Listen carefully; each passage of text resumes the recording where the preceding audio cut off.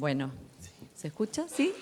Muchas gracias a todos por estar hoy día en esta nuestra primera actividad pública de la Cátedra Mujeres y Medios UDP, que creamos a fines del año pasado acá en la universidad como un espacio de reflexión sobre el género y los medios de comunicación, la prensa, la televisión, la publicidad, el cine, la literatura, los cómics, es decir, en su dimensión más amplia.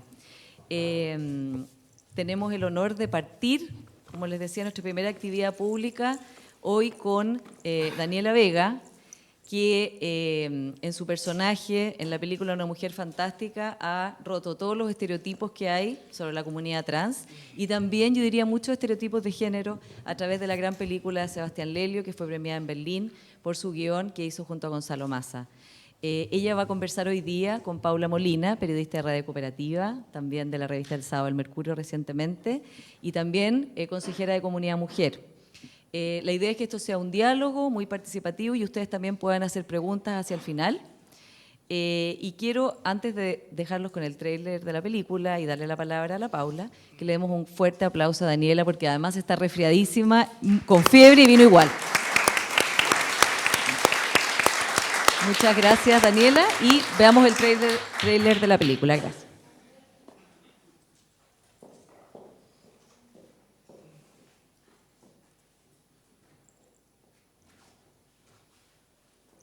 Mi nombre es Marina Vidal. ¿Tiene algún problema con eso? Me dijiste que se llamaba Daniel, pero ¿cómo la trato? No le digas Daniel, trátala como una mujer. Te perdona si soy un poco bruta, pero yo la verdad es que pienso que en esto hay pura perversión nomás. Don Orlando... Oneto. ¿Te pagaba? Éramos pareja. ¿Por qué quieres saber eso? Porque él podría haber sido tu papá.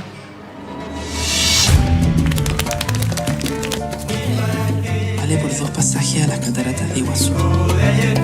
Tú no serviste de nada, papi. ¿Y tuvieron sexo? No me acuerdo. Orlando, ¿qué te pasa? No sé. Apóyate. ¿Qué mierda tenía moretones en el cuerpo? Una herida en la cabeza.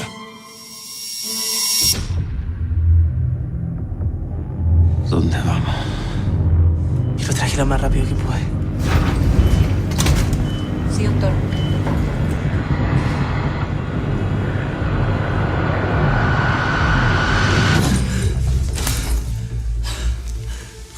¿Te entiende que la señorita estaba con mi hermano cuando murió y eso puede ser delicado, ¿no?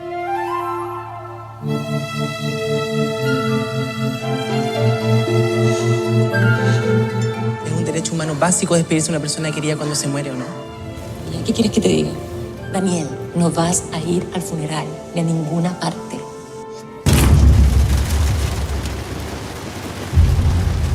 ¿Qué quieren? ¿Por qué no te vayas a destruir familia a otro lado, monstruo, la concha de tu madre? ¿Señorita Marina Vidal?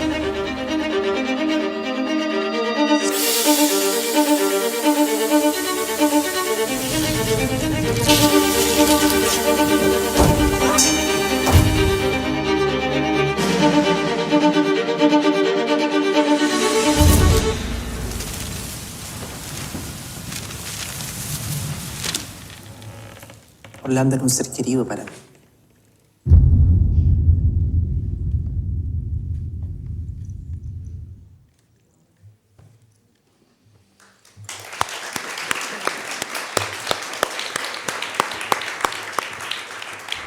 Bueno, ahí estaba el tráiler. Bienvenidos a todos y a todas los que están aquí acompañándonos en esta inauguración para la Cátedra Mujer y Medios en la Universidad Diego Portales.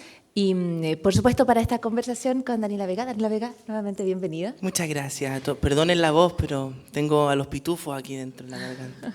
¿Quiénes han visto La Mujer Fantástica? ¿Quiénes ya vieron la película? ¿Pero cómo tampoco? Bueno, Daniela, es el tema de las preguntas al público, no de aceptar lo que viene. Es interesante porque, Daniela, no sé si coincides en que el tráiler muestra los momentos más intensos de la trama, quizás algunos de los momentos más sombríos de la película. Pero esta también es una poesía, es una película con una luz especial. Y es de alguna manera un poema, y tú lo has descrito así. Porque al mismo tiempo en que se observa la discriminación, el rechazo, hay en este personaje, y tú lo has descrito de manera muy bella, unas ganas de vivir espectaculares y unas ganas de recomponerse y encontrar el lugar que ella cree merece en el duelo de la persona que ama. ¿Crees que es una descripción adecuada de la película y del personaje? Es la forma en como yo encontré, la forma que yo encontré más fidedigna desde mi lugar de actriz para graficar a las personas de cómo yo creé el personaje. Lo hice pensando en el desierto, lo hice pensando en que de pronto uno puede caminar por el desierto y encontrarle poesía a esos espacios, a esos lugares que no tienen mucho, que no tienen nada, que solamente tienen arena y sol. Y de repente se puede parar Humberstone en el desierto y encontrar ahí lugares que son bellos y que son habitables y que son amables y que están disponibles también.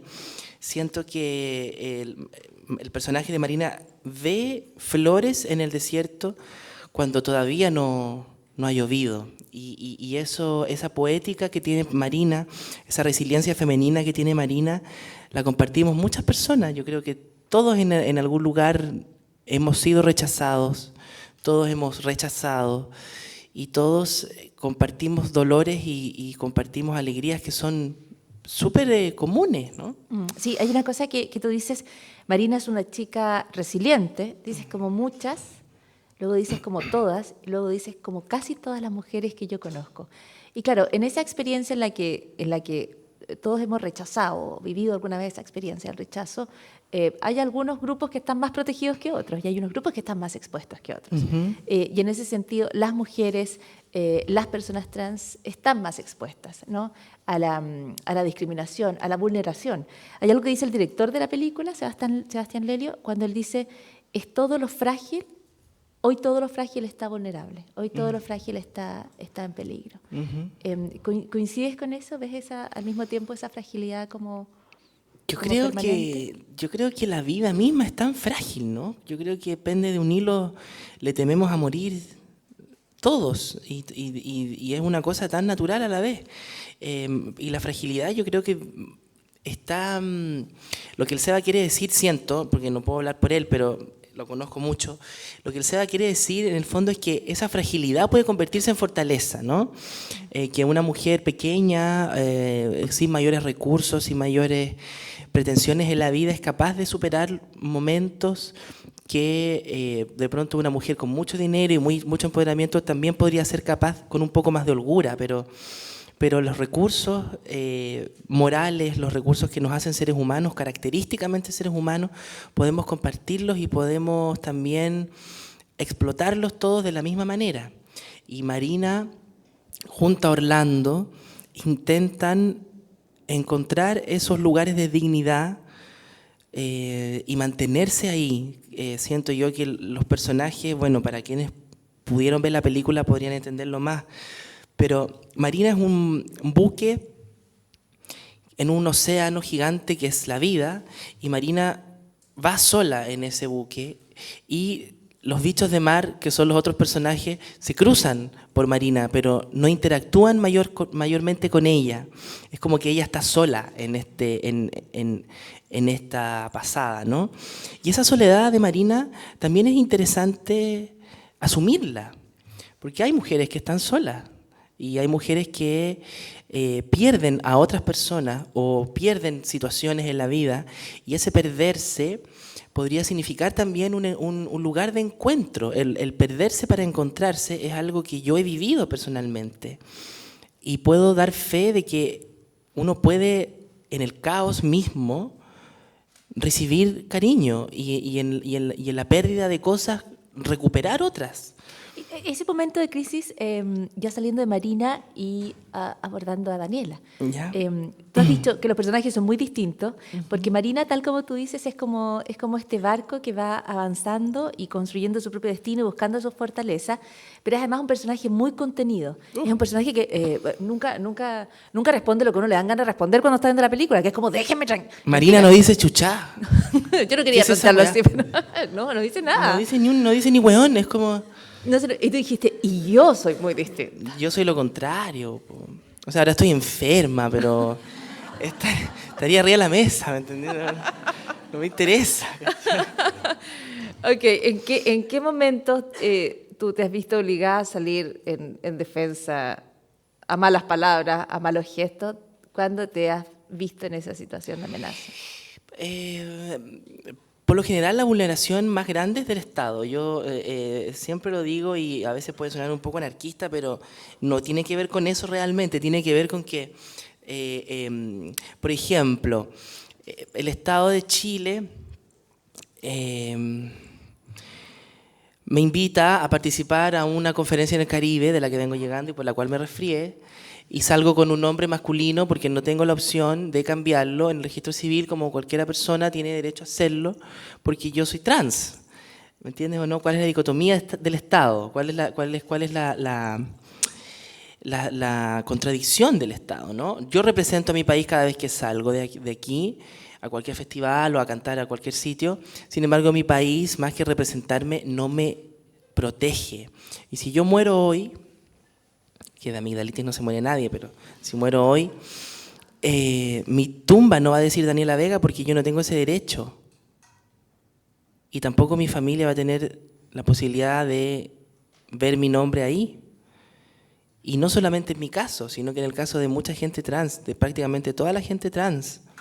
Porque cambiar el género en un estado en el que las cosas ocurren casi azarosamente, y nadie sabe nada, y la historia se tapa una y otra vez, en un lugar como este, que es muy bello, y que la gente es muy bonita, y que hay mucha poesía, y que hay muchos lugares donde poder esconderse y encontrarse.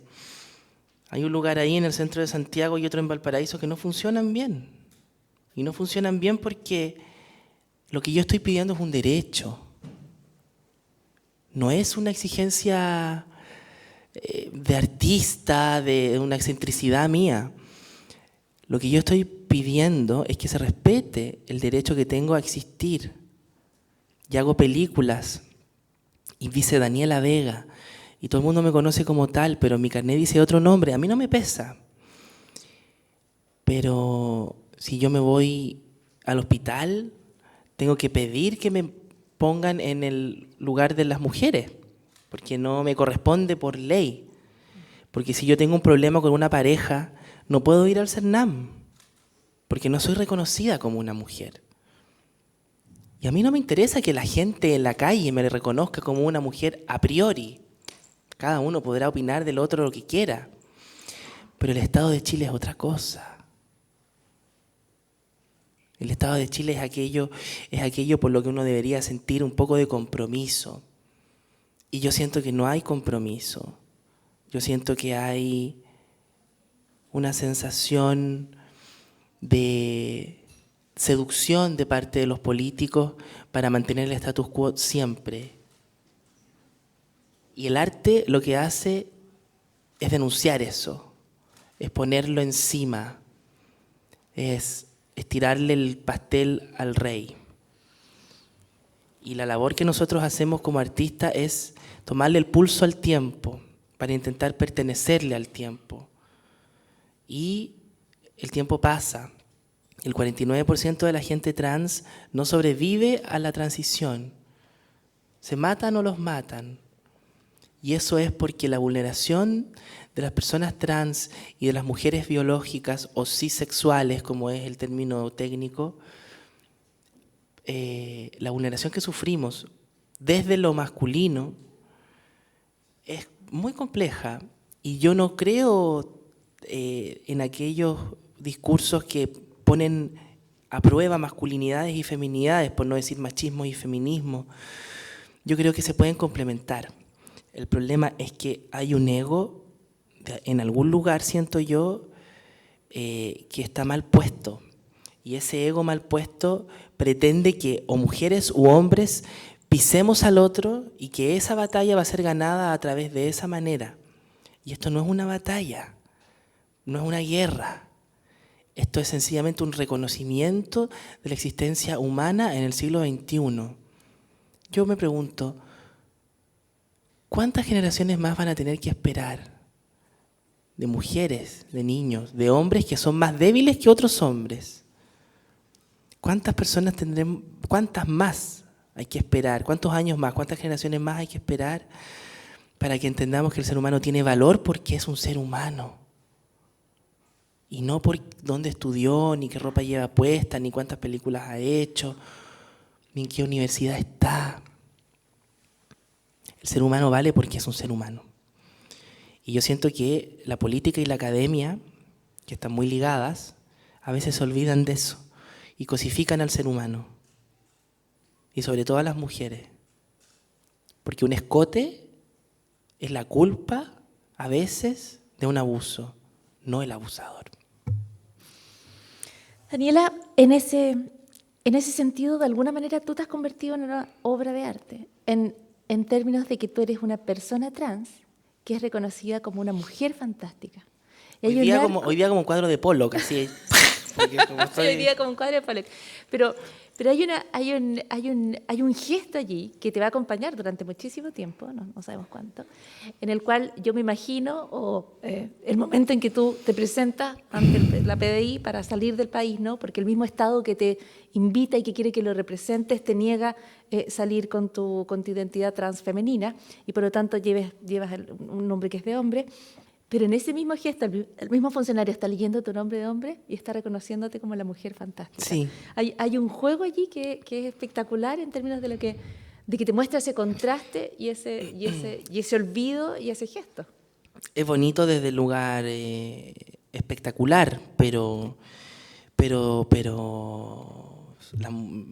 es la realidad de todos. No. Y a eso quería ir porque tú eventualmente, con la celebridad que te ha dado el personaje, con el impacto que te ha dado el personaje, probablemente podrías ir y cambiar tu nombre. Y yo sé que tú no lo has hecho ni lo vas a hacer.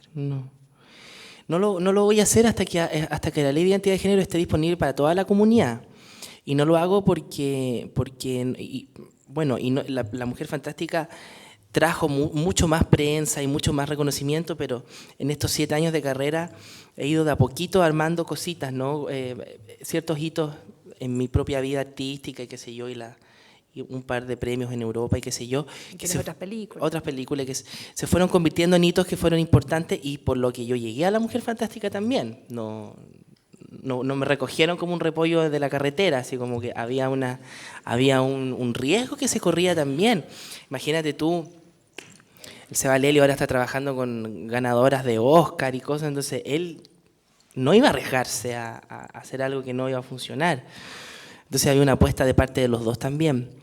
Pero lo podemos ver en tantos ejemplos de inequidad de género. Por ejemplo, tú, que eres mujer, igual que yo, pero tú naciste mujer, entonces tú puedes ser madre, ¿ok? Tu plan de ISAPRE es más caro que el mío, porque yo figuro como un varón ante esa institución. Y eso es violento también. Eso es violento porque podemos incluso ganar lo mismo o tú ganar menos que el compañero del lado. Y como vivimos en una sociedad capital, esas cosas son muy importantes de defender. Y entonces vemos que la maternidad es una cosa que queda solamente para las mujeres, en el sentido de que solo ellas tienen que hacerse cargo de cosas que los hombres también pueden hacer. Y hay una cosa como masculina, muy como que fueran todos como grandes césares así, que estuvieran con dedo para arriba y dedo para abajo, discutiendo por nosotras. A mí me han invitado a muchos paneles de tele a hablar acerca de conceptos de transexualidad. Y tengo que discutir con personas que o no son trans, o nunca han estado con una persona trans, o sea, personas que solamente han leído cosas. Me parece una falta de respeto para conmigo y la comunidad, y me parece también una falta de respeto para la gente que está escuchando aquello. Porque si uno va a hablar de algo, tiene que tener cierto conocimiento de aquello que habla. Y a mí me parece que hay muchas personas que están detrás del poder que en verdad a veces ni por la prensa se enteran de las cosas. Entonces, discuten de temas que no manejan. Yo no podría diagnosticar a nadie con ninguna enfermedad porque no soy médico.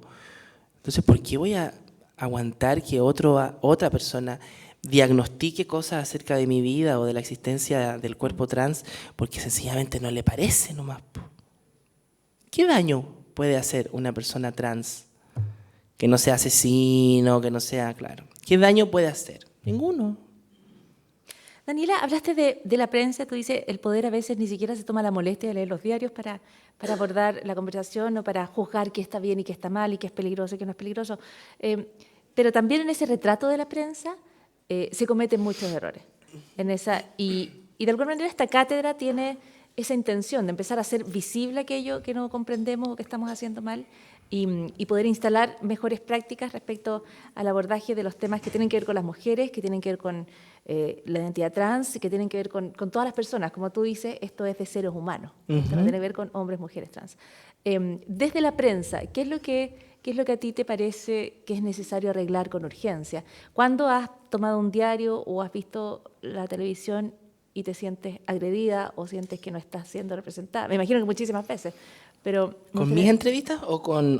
En general, cuando tú ves la forma en que la prensa aborda los temas trans. Tenemos ahora una noticia, por ejemplo, ¿no? Que es la ONG que se querella contra el juez que admite el cambio de sexo para una niña trans, ¿no? Que ya va a poder cambiar su identidad legal, va a tener un nombre de niña, ya lo tiene, pero hay una ONG que emplaza esa decisión. Cuando aparece el tema en los medios, ¿cómo tú ves que se aborda?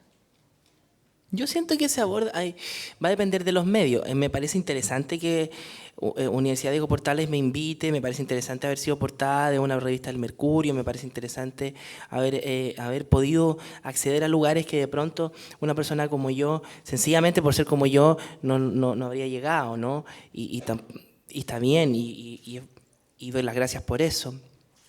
Porque también desde alguna forma eso acerca a las personas y las hace sentir cosas comunes, ¿no? Porque sencillamente lo único que yo he hecho distinto al común de la gente fue haber dicho la micro va para allá y no va para allá, pero es desde el género, pero esas decisiones radicales las tomamos. Hay mujeres que deciden no ser madres, por ejemplo, y las juzgan, pero terriblemente.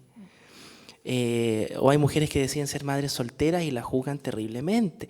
El prejuicio es uno de los más grandes vicios de nuestra sociedad y no nos permite construir, no nos permite avanzar.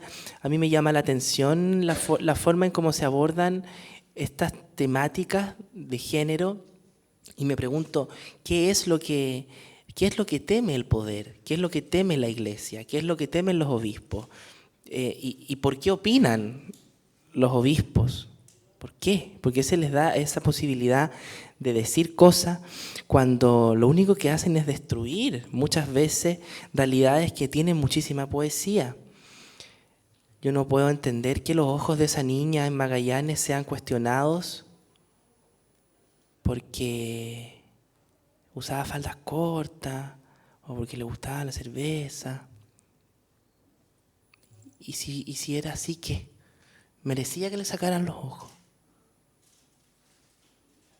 Yo creo que no. Yo creo que nadie tiene el derecho de juzgar así a una persona. Uno puede juzgar a sus políticos por las cagás que se mandan con las platas, juzgar a Carabineros de Chile por el excesivo control y por la excesiva fuerza que a veces ocupan en distintas manifestaciones.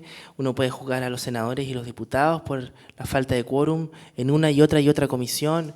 Uno puede juzgar aquello que se hace mal,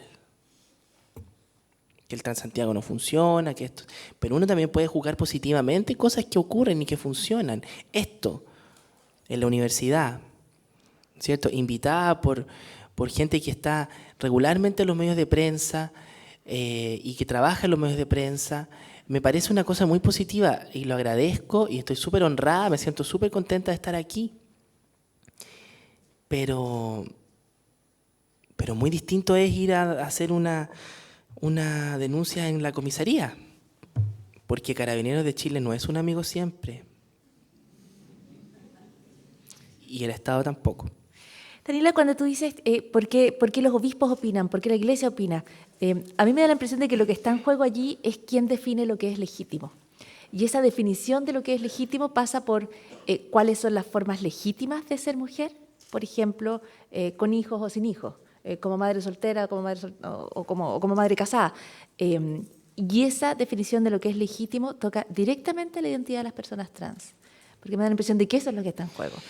Vamos a aceptar solo como legítima una cuestión binaria donde o somos hombres o somos mujeres, o vamos a ver esta realidad donde tú dices hay poesía, donde hay sobre todo humanidad en la cual todos podemos ser muy distintos en igualdad de derechos y condiciones. Claro. Esa es la pelea por la legitimidad. Y en ese sentido, tú te conviertes en una punta de lanza muy importante para definir las personas trans somos tan legítimas como los hombres, como las mujeres, y como cualquiera allá afuera. Claro.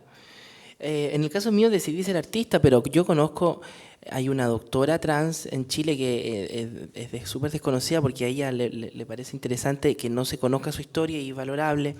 Conozco abogadas transexuales, conozco enfermeros, varones transexuales, conozco cocineros, hay de todo, porque esta decisión que uno toma, esta es una decisión imperiosa, o sea, uno decide hacerlo porque si no se muere en el fondo.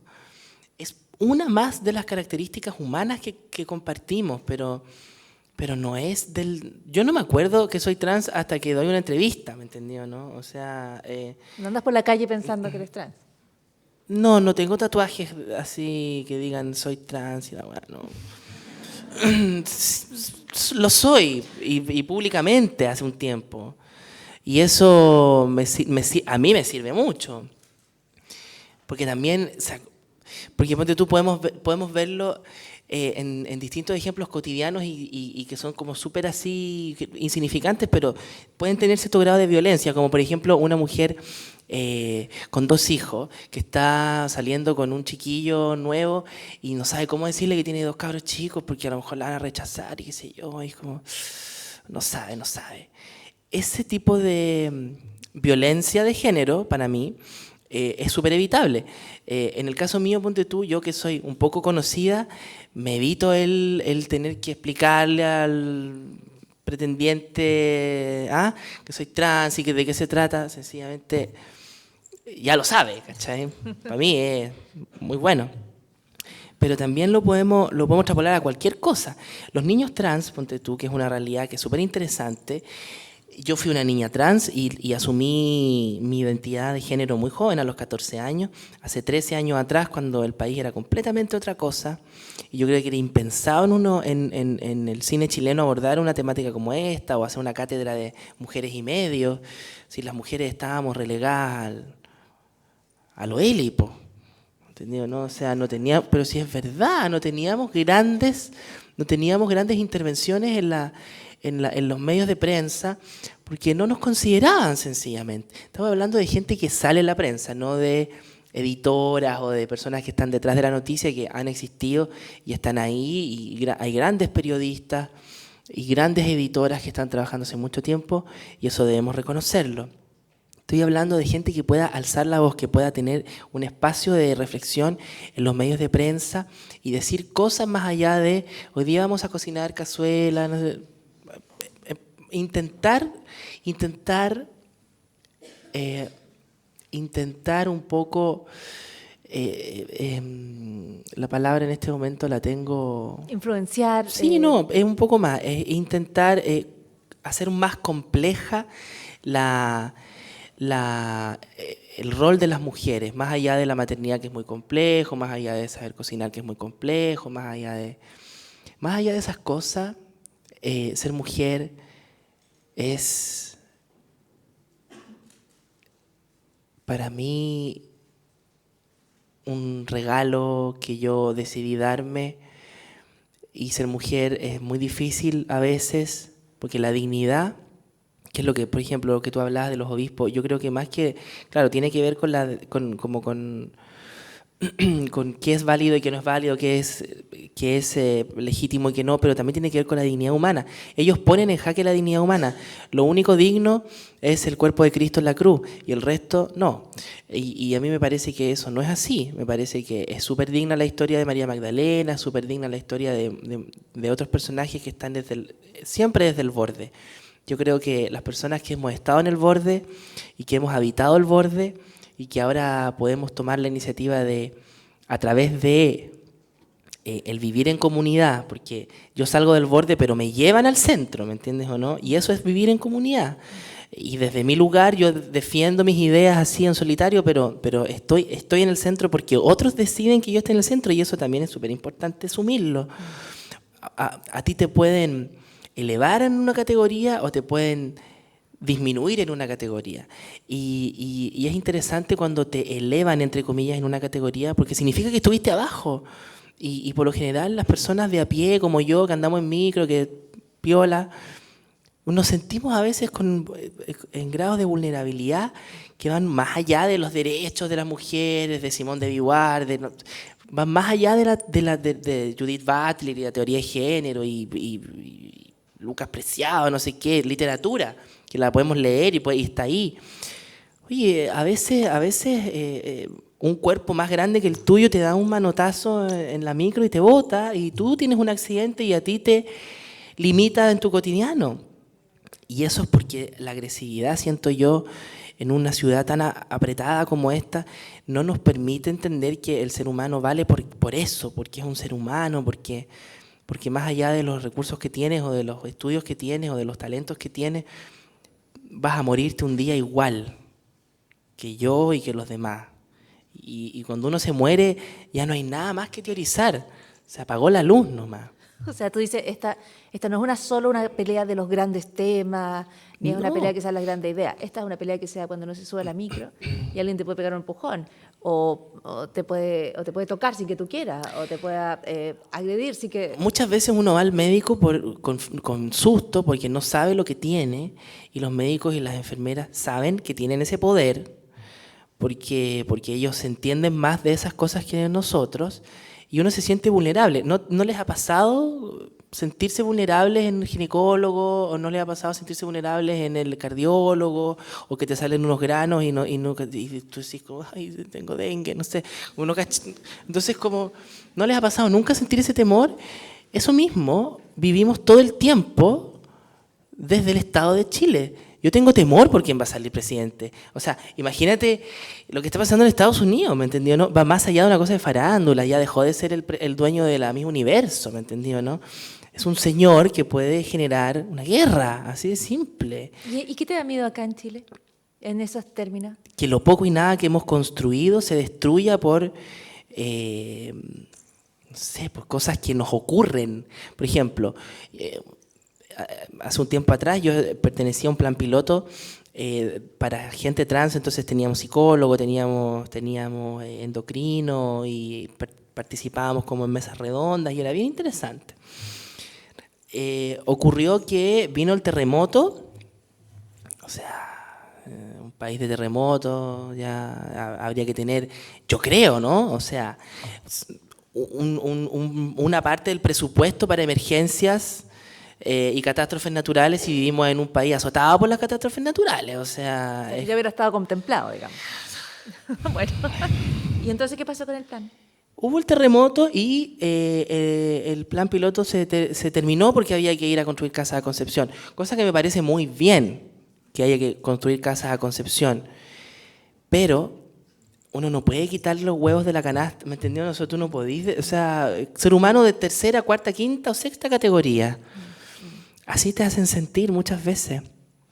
Sobre todo porque yo creo que en ese plan, tú has contado que en tu experiencia personal tu familia te acompañó siempre.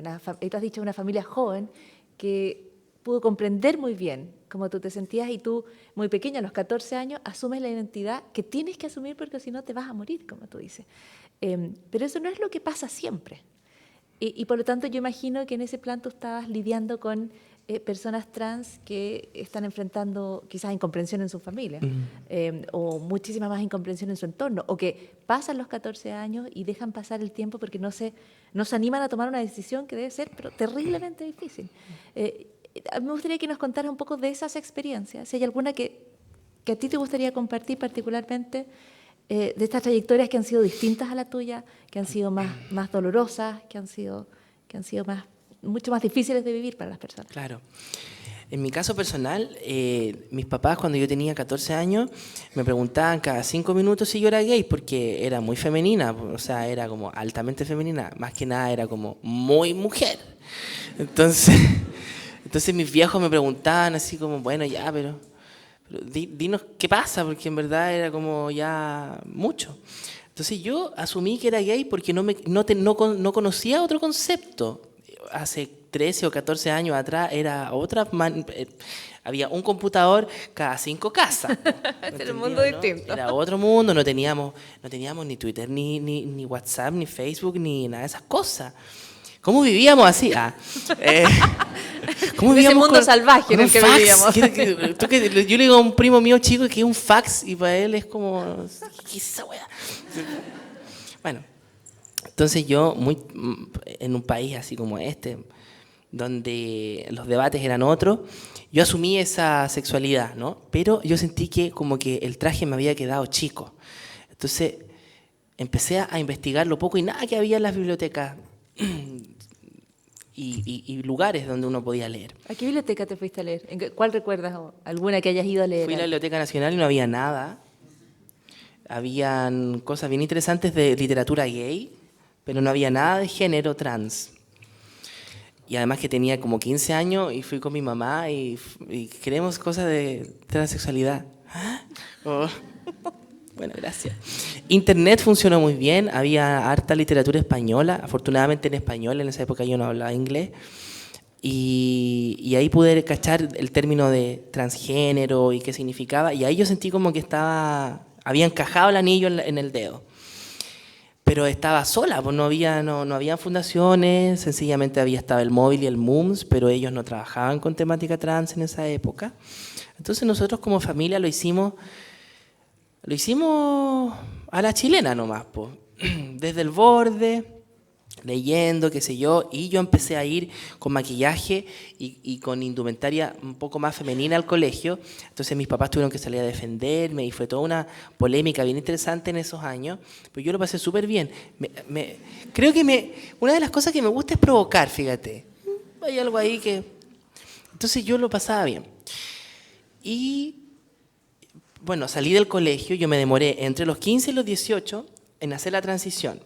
Entonces, a los 14 lo asumo, a los 15 empecé y salí del colegio a los 17. Entonces, a los 18 años yo ya sentía que estaba lista. Y ahí me deprimí porque puse toda la energía en la transición y en el género y en cambiar de un lugar a otro. Y cuando ya tuve todo listo, como cuando te cambiáis de casa, pues como que ya tenéis todo ordenado, ya está todo ahí, y te tomáis una chela así, oh, estoy cansado. Eso mismo me pasó. ¿Y ahora ¿sí? ¿Qué hago aquí además, no? No, y ahora ya tengo esto, pero ¿cómo lo pago? ¿Me o sea, me cambié de casa, pero no tengo plata para pagarla. Un poco como eso, ¿no? Era como esa desesperación. Soy un poco coloquial, además estoy tratando de que se me olvide que tengo la garganta inflamada. Bueno, lo has hecho muy bien. Bueno, y estás en esta nueva casa que es tu identidad transfemenina, que has buscado, que has luchado por ella, que la encontraste. Y fue para nosotros como familia súper entretenido, porque yo lo viví como en una película. ¿Han visto como, no sé, Memorias de una geisha, Diario de una princesita, que son como minas que de la nada se convierten en algo y tienen que aprender a ser geisha en 2 días? Y bueno, yo traté como de ser lo más femenina en un mes. Entonces fui a comprar zapatos de taco alto y no sabía, y caminaba como un avestruz y trataba de hacerme un moño con un pelo así como así, entonces me hacía como ahí. Trataba de vivirlo de la forma más entretenida posible, pero también con mucha ansiedad. Y por eso le hago la recomendación a la gente trans que quiera hacer su transición en el género, que lo haga con la menor ansiedad posible, porque después lo pasáis súper bien. Yo lo pasé súper bien. Y esa fue mi historia de cómo yo fui conquistando ciertos lugares. Pero la gente trans en otros momentos de la historia no tuvo esa posibilidad de hablar con sus papás, de ser apoyados y qué sé yo. Yo he conocido gente trans que asume su transexualidad a los 60 años con nietos y todo. Qué complicado es eso, porque hay un reconocimiento vital desde lo masculino, en el caso de las mujeres, que asumen su identidad trans a los 60, por ejemplo. Hay que cambiar la memoria, y la memoria es lo más frágil y lo más poderoso que tenemos también. Entonces, cambiar la memoria del resto de la prole, cambiar la memoria del resto de la sociedad es complicado, es muy complicado. Y de repente, bueno, crecí y todo, y ahora vamos a hacer vamos a llegar al presente. Y en el presente hay niños trans. En el presente hay niños trans como yo lo era, pero yo era una niña de 13 años, yo conozco pendejos trans de 5, que son súper interesantes porque tienen una convicción así, una cosa como que ellos saben lo que son y lo que quieren, y eso me parece muy interesante.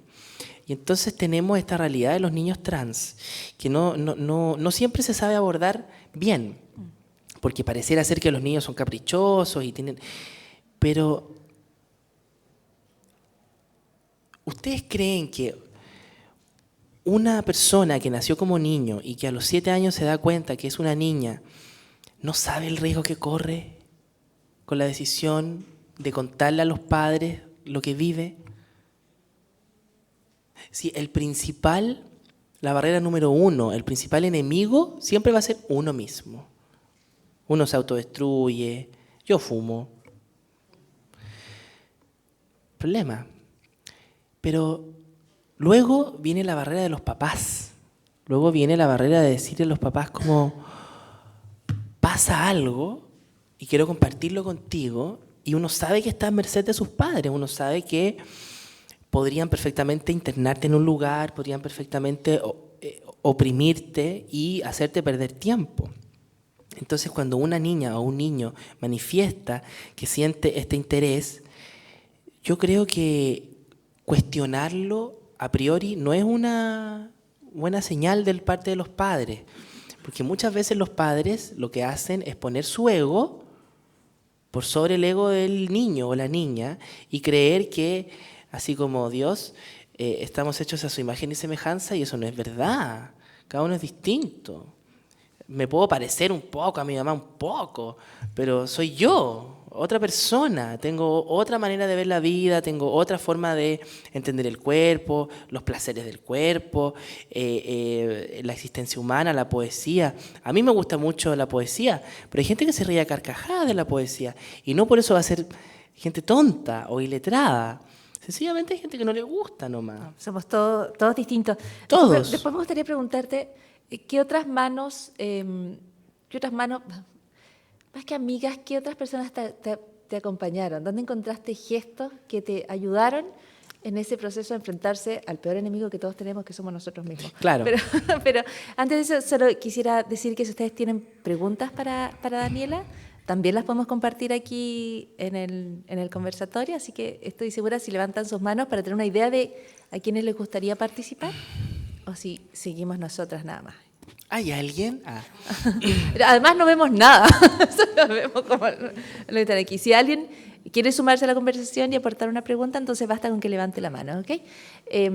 Pero antes de eso, mi pregunta, porque tus padres hacen un gesto de amor, de confianza, de autonomía además, porque supongo que a tus padres alguien les tiene que haber dicho, oye, pero... No, y ellos también tuvieron su terremoto interno. Igual al principio mi mamá me apoyaba más que mi papá y todo lo demás. Pero mira, para terminar la idea de los niños trans, actualmente hay niños que se dan cuenta de eso, y actualmente hay películas que hablan de esto, hay actrices y actores que estamos aquí, digamos, como con nuestra propia biografía disponible para que cualquiera la lea y pueda decir, me pasa como a tal o cual persona. Y lo que finalmente la reflexión que quiero hacer, porque me voy harto por la rama, la reflexión final que quiero hacer es que cuando tú tienes ciertas convicciones en la vida, y además hay personas que han hecho ese camino, y uno se puede acoplar a otras biografías, que es lo que nos pasa porque estamos vivos, de eso se trata un poco el camino que uno va recorriendo.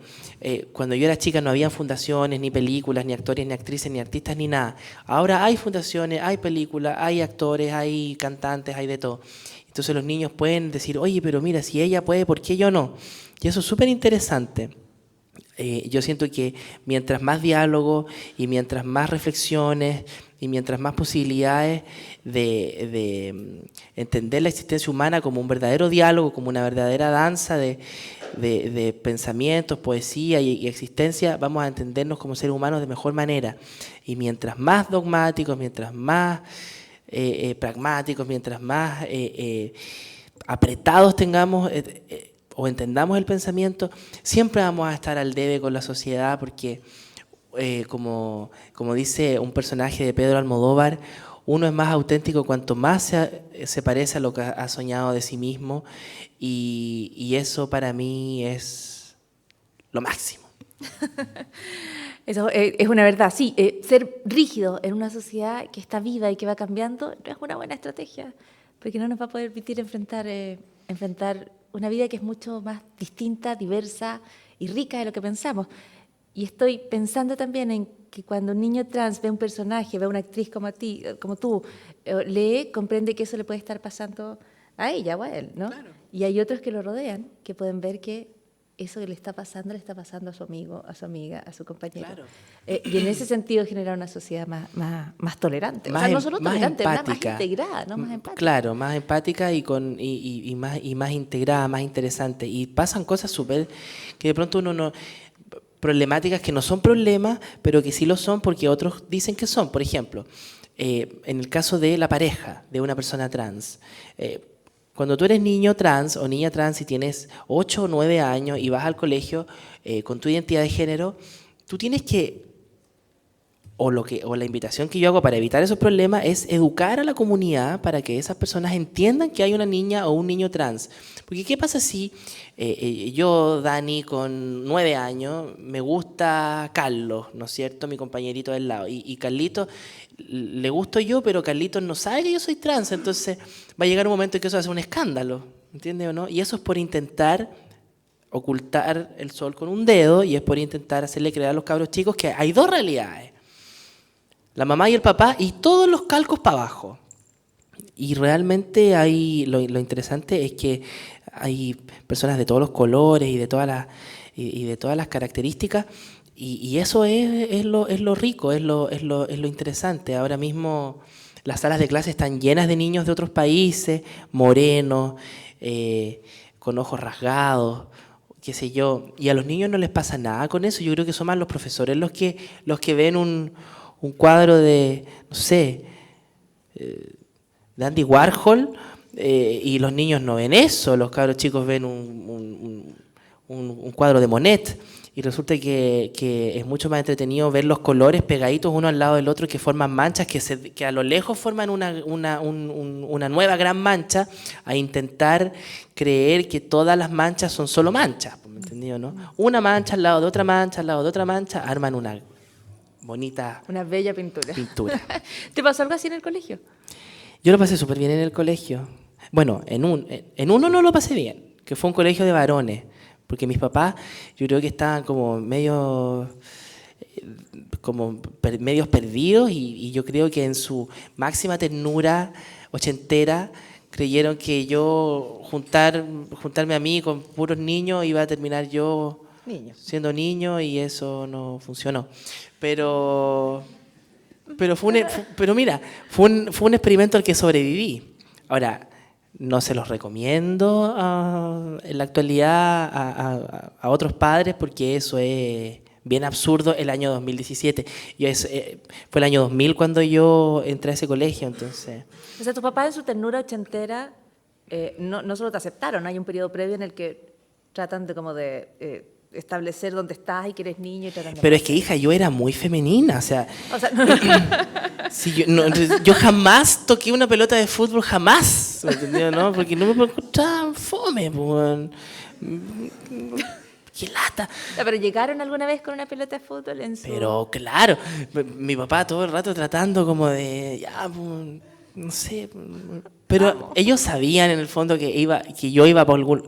Ahora, no sé si ellos creyeron que yo iba a ser mujer, que eso ya igual en esa época era mucho más extremista, ahora ya no tanto. ¿En qué momento le dijiste, sabes? O sea, primero se asume eres gay, ¿no? O es gay, se puede lidiar con él, o sea, dice, esta es nuestra realidad, y luego dice, ¿sabes qué? No soy gay, soy trans. Hay dos pasos, digamos, ahí. Es que yo me acuerdo que eso fue una conversación en un almuerzo y yo era como, el ánimo era como, ya, pero confiesa algo, sí. Entonces, ya soy gay. Entonces mi mamá me dice, pero, ¿tan gay? ¿Se puede ser tanto? Entonces yo dije, bueno, a lo mejor, pues, no sé, es que no conozco otra realidad. En el fondo es una tontera, porque la gente gay no tiene por qué ser amanerada o femenina, o qué sé yo. No es una ofensa, sino que es una cosa de que era una confusión de concepto. En esa época yo pensaba que había eso nomás, pues. Tenía tres sabores de helado, no había más. Y me opté por uno, pero luego caché que no, porque podía ir mezclarlos y tener nuevos sabores. Entonces, asumo que era gay, pero luego, en verdad, dije como, es que ya, ok, entonces como soy gay voy a ir a una disco gay. Entonces llegaba a la disco gay y encontraba como que no, era mi onda. Decía, no me hallo acá, no, ¿cómo que no? No, entonces iba a un cumpleaños de amigos héteros y yo lo pasaba tan bien. Entonces yo decía como, hay algo que no me encaja aquí, Daniela, aquí hay una cosa que vamos a tener que revisar. Entonces después leyendo, caché el concepto de la transexualidad y ahí yo sentí como, ¿han cachado el éxtasis de Santa Teresa? Los más católicos. ¿Ah? Bernini, que es un señor que vivió hace mucho tiempo en Italia, hizo una obra que se llama El éxtasis de Santa Teresa. Santa Teresa de Ávila era una monja que dice haber tenido intimidad con Dios, no sé, una cosa muy extraña, y Bernini hizo una obra que está en el Vaticano, que es El éxtasis de Santa Teresa, que es como una mujer en llamas. Entonces yo me sentí como Santa Teresa. Te lo juro, yo sentí un éxtasis así, una cosa así como, esto es, por fin me encontré, sí, la vida vale la pena, sí, quiero vivirla y todo. Y aquí estamos. Y aquí estamos con una mujer fantástica. Quiero agradecerte por una conversación que no solo tiene ideas, que no solo tiene recuerdos, sino que además tiene pintura, tiene escultura, tiene literatura, tiene poesía. Tiene dispersión, mucha tiene dispersión, sí. No, pero por eso lo hicimos con tiempo, Daniel. Algunas palabras de quienes están en el auditorio. Vamos a ir pasando el micrófono, así que basta con levantar la mano. Primero que todo, me encantó su película. Ay, muchas gracias. Me gustó muchísimo. Y después me encanta su sentido del humor, además, aquí, todo el tiempo. Yo quería preguntarle qué le significó a nivel íntimo el haber hecho la película, La Mujer Fantástica. ¿Honestamente? Sí.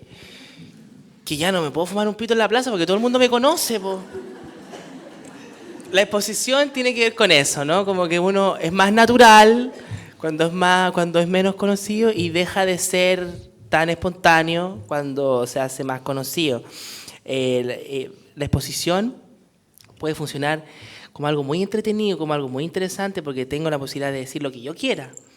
Pero también hay una responsabilidad en lo que uno dice. Y así como la pregunta que usted me hace, la película lo que más me trajo, y el personaje lo que más me trajo, fue poder yo compartir mis ideas, que son estas conversaciones que estamos teniendo ahora, son ideas que yo discuto todos los domingos en mi casa con mi familia en el almuerzo. Y que ahora las pueda decir y que otras personas me escuchen, es una de las cosas más interesantes. Y poder empatizar mi discurso con lo de los demás es otra cosa súper interesante. Y que haya diversidad de cuerpos en un lugar como este, diversidad de edades y de maneras de entender la existencia humana, es algo interesante. Así que muy agradecida por la invitación también. Muchas gracias por su pregunta. De nada, quiero solamente agregar una cosa en relación a algo que usted dijo antes, que usted contrapuso, digamos, la palabra machismo a la palabra feminismo. Pero la palabra machismo tiene una contraria, que es el embrismo, porque el feminismo es muy distinto. Claro. Solo eso. Claro, por eso hablo yo de masculinidad y feminidad, más que nada porque me parece que son un poco más,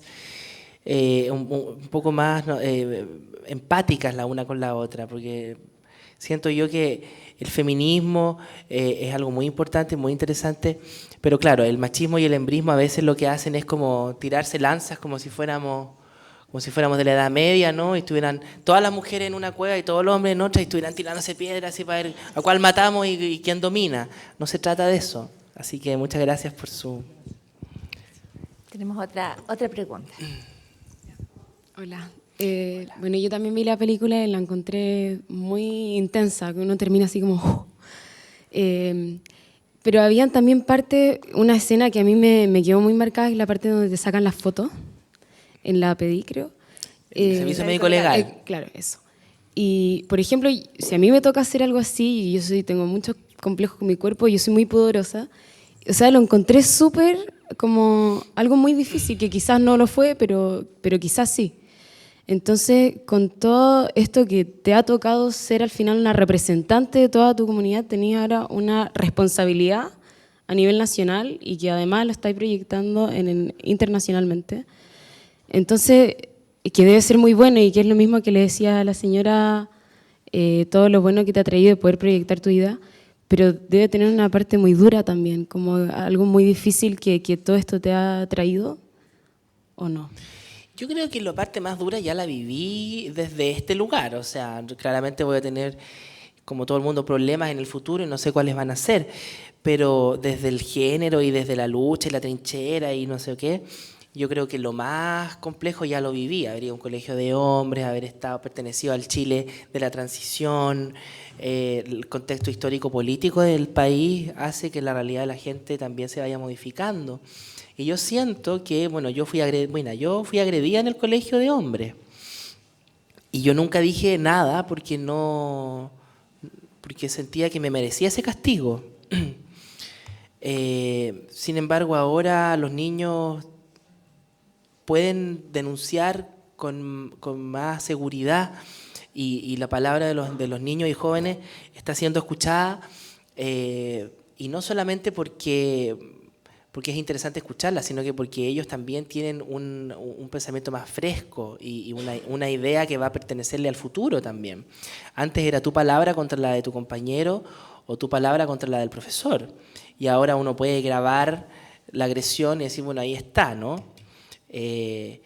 Por lo tanto, yo creo que desde la violencia y esas cosas que pudimos haber vivido, creo yo que ya estoy graduada con eso.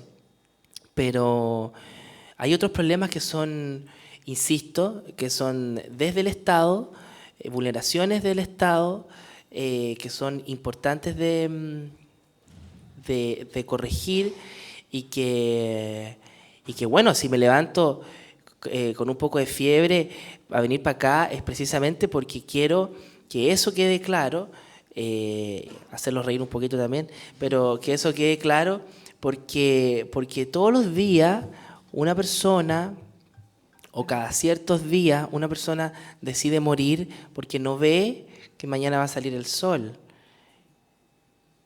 Y esa es parte de la pega de aquellos que tienen el poder. Y entonces, si uno puede aportar desde un pequeño lugar, desde mi humilde lugar de actriz, para reflexionar sobre lo que nos pasa como sociedad, fantástico.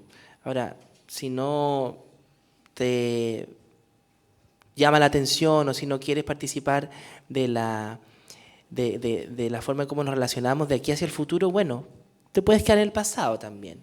Pero es súper mala onda cuando te intentan imponer esos paradigmas del pasado por el simple hecho de que no están de acuerdo con una cosa o la otra. Sencillamente la forma en cómo nos relacionamos va a depender de cómo dialoguemos.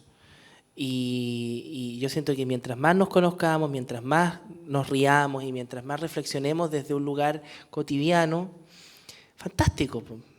Yo creo que todos transicionamos en el cuerpo, porque nacemos como guaguas y morimos como viejos si tenemos suerte, y eso es transicionar en el cuerpo. Que te empiezan a salir arrugas es una transición en el cuerpo. Que se te vaya la regla es una transición en el cuerpo. Dejar de tener hijos es una transición en el cuerpo. Yo lo hice desde el género, pero todos ustedes están transicionando conmigo en su propio cuerpo. Y entenderlo así es parte de cachar que uno es un ser humano nomás, po. Eso. Una última pregunta y cerramos la conversación. ¿Qué tal? Hola, acá. Hola. Bueno, primero que todo, felicitarte por la película y los premios que ganaste. Me encantó. Ay, Quería preguntarte, tú hablaste sobre lo más violento del Estado, cómo te violenta a ti. También hablaste sobre la educación y cómo podría ser una respuesta o una forma de resolver los problemas que falta.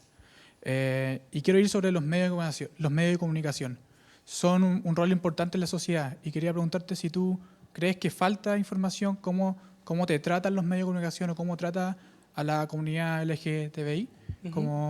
¿Cómo es tu percepción sobre los medios de comunicación y cómo lo tratan? Fíjate que yo no creo que falte información, lo que yo creo que falta criterio de información. La información está disponible ahí hace mucho tiempo. Lo que pasa es que va a depender de qué diario te llama. Una persona como yo que he dado entrevistas en todos los medios, yo ya cacho la mano de cómo viene. O sea, una entrevista para un medio no va a ser lo mismo que una entrevista para otro medio, y esos son criterios editoriales, supongo yo. No soy periodista, pero yo creo, la compañera me puede ayudar. Sí. ¿Criterios editoriales? Editoriales son bien. Y claro, tú corres un riesgo cada vez que das una entrevista, porque tú das la entrevista y eso que tú diste, lo diste, ¿no? Y pueden ocuparlo como ellos quieran, hacer un pasticho barroco con tu opinión. Pero fíjate que va a ser siempre bueno y va a ser siempre más. Y nunca nos olvidemos que antes no podíamos hablar. No podíamos. Mis padres y mis abuelos durante un tiempo en este país no podían hablar. Y hubo mucha gente que tampoco pudo. Hay gente que todavía está buscando a sus familiares. Y hay gente que no ha hablado. Hablar siempre va a ser bueno. Y aunque no nos guste lo que escuchemos, por último, estamos escuchando. Y el diálogo, para mí al menos, es una de las cosas más importantes porque nos convierte en seres humanos junto con la dignidad, la rebeldía y la empatía.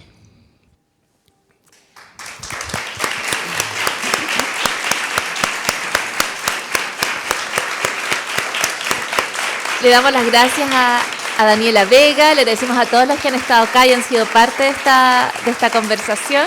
No sé, no paran los aplausos. Me voy a poner roja. Como corresponde. Muchísimas gracias. Yo solo quiero hacer un último apunte que viene de tus propias palabras, ¿no? Tú has sido muy clara en marcar aquí la importancia de mantener una lucha, ¿no? Mantener claro que aquí falta mucho por hacer, dejar claro que nos falta como sociedad y que nos falta como Estado. Pero también yo creo que tú has dado un testimonio de alegría, de gozo, de estar contenta con quien tú eres. Y yo creo que ese es un regalo maravilloso. Hay una entrevista en la que tú dices, yo he tomado las herramientas y en este país en el que estoy y en las condiciones en que yo estoy, he logrado ser una persona feliz. Yo creo que eso es absolutamente espectacular. Así que muchísimas gracias por haber estado. Muchas gracias.